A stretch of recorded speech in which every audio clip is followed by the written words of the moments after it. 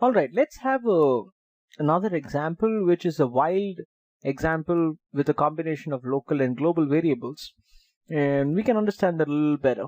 Okay, so again we have a function which is going to take in x comma y, and it's going to do some work, right? But before defining the function, let's have something outside. Let's say a comma b comma x comma y is going to be equal to 1 comma 15 comma 3 comma 4, and then you are going to call this function. So this function is going to be called, and I'm going to pass 17 comma 4. So I'm going to pass two values. It's going to return me something, and then I'm going to print my a comma b comma x comma y, which I'm going to manipulate. Okay, let's see what we are going to do. Now we have sent an x comma y here, but cool. Okay, now I'm going to say global a, which means it is this particular a, the global a. And then I'm going to say a is equal to 42. Okay, so when I say a equal to 42, when the global variable a is assigned 1, but over here it's going to be assigned 42. Now let's see what happens. X comma y is equal to y comma x, and then what I'm going to do is I'm going to put b is equal to 33, and I'm going to say after that b is equal to 17, just changing some things. C equal to 100, and I'm going to print my a comma b comma x comma y. And of course, after calling this function, I have printed my a comma b comma x comma y. Let's understand this and let's run this code and check what happens. Okay, 42 17 4 17, and then 42 15 3 4. Okay, so where was this printed first? This was printed somewhere when f was called. It is this particular a b x comma y. Let's see what happened. What it printed a as? It printed as 42. So that was the global variable a. It printed that as 42. Cool.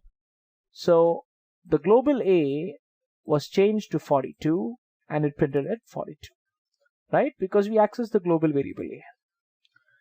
And then we said x comma y is equal to y comma x. But what is this x and y? Was it these values of x and y, or was it this value of x and y which was defined as local variables? Okay, what is the x and y that got printed? Let's have a look. The x and y that got printed was 4 and 17, which means it was these two values of x and y. 17 and 4 came out here, and we exchanged the 17 and 4. The y comma x, we put it as x comma y.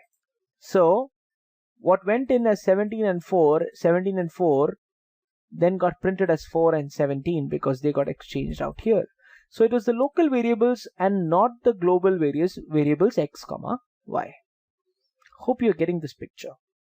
Then I said b is equal to 33, and then I said b is equal to 17. Now was it this b, or was it a new variable being created inside? It was a new variable, a local variable being created inside. It was not this particular b. Only a was the global a. Neither x nor y nor b were global. They were local. So when I printed the b out here, the latest b, that is 17, got printed, right? But then when I came out of the function, I printed a. Now a was a global variable which got changed here, hence a got printed as 42. But then b, what did b get printed as? B got printed as 15, this 15. B was not changed by whatever b was there inside.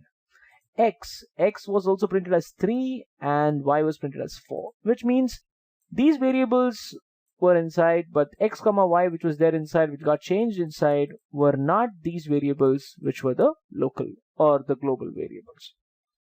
Hope you're able to understand this concept. So with this, we have understood about global and local variables. Now we want to understand a different concept altogether, Okay, so I'm going to make a new file, and I'm going to say the new concept that we are going to learn is global variables in nested functions. So we are going to have two concepts which we are going to learn out here. First of all is we are going to learn a concept of nested functions. Can there be a function within a function? Yes, in Python, yes. And you can also have global variables in nested functions. What is the concept of that? Let's understand that in detail. Let me call a function def(f), which does not take in any parameter. In this function, I am calling a local variable, let me say x equal to 42. And then within the function f, I am calling another function, I am defining another function, let me call it as g. In that, I am calling the global x. And then I'm changing the value of x as 43. Okay. Now, this is the definition of the function g. Is g called? No. Is f called? No. Okay. So now I'm going to print here, print before calling g function. Okay. And before calling g function, what is my x? What is my x before calling g function? I need to say it with a comma, and I need to say x. What is my value x before calling g function? Then you can say print calling g function now. I'm going to call it inside f itself. So I'm going to call g. So let's call g. After calling g, I'm going to print after calling g, what is my x value? What is my x value? So that's what I'm going to write here. And once that is done, come to the main that's outside and let's call f. And then print what is the x in main? X in main is going to be, let's say, comma x. We're going to see if this is going to work. Let's save this out. Let's say this is going to be titled as global in nested. We can call it that. Now, let's run this. First, the function is called. Now, before calling g function, the value of x was 42. Then they called the g function, and after calling the g function, the value of x was again 42. And then the x in main, that is 43, which was there here. The x over here was 43. Let's understand what happened.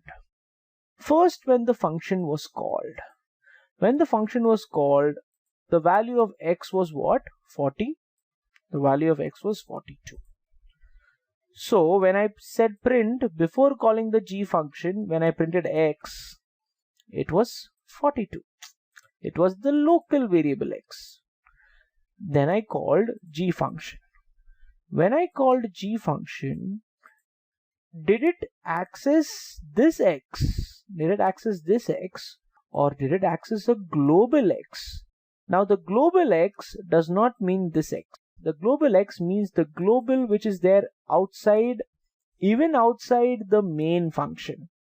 Such a variable is called as a global variable. So that x was changed and it was made 43. Okay, but then the g function was called, and then after returning, you again printed, after calling g function, you again printed the x. This time again the x. What was x printed as?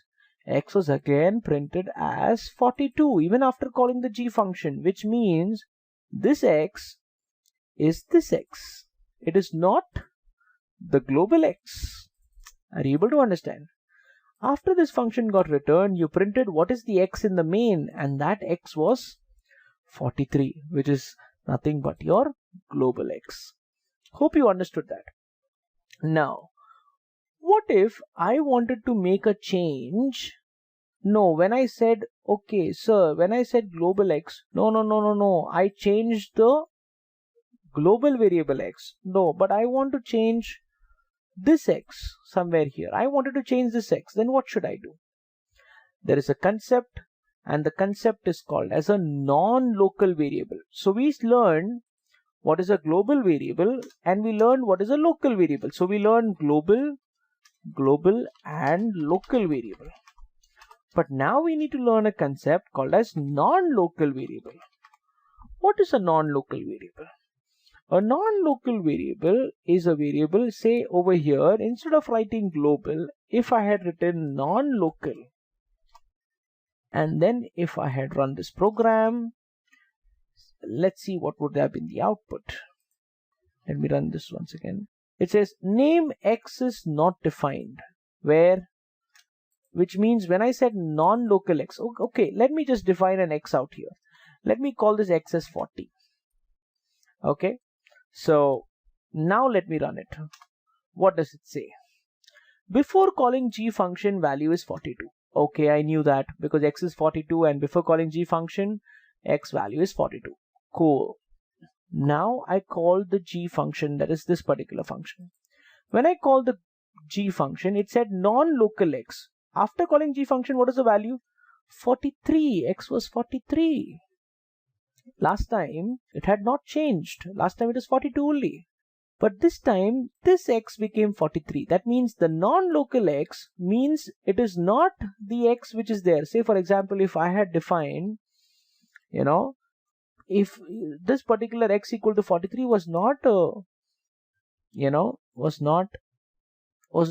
local variable of g, but it was a non-local variable of g which was there outside g, but it was not outside f. It was not a global variable, but it was a non-local variable. Hence, after calling g function, you got the value that is 43. But in the main, x in the main was 40 because that would never got changed in the first place. Non-local does not mean global, and it does not mean local. Yes. Hope you understood the concept of global, local, and non-local. Alright. With this, we have covered this particular concept.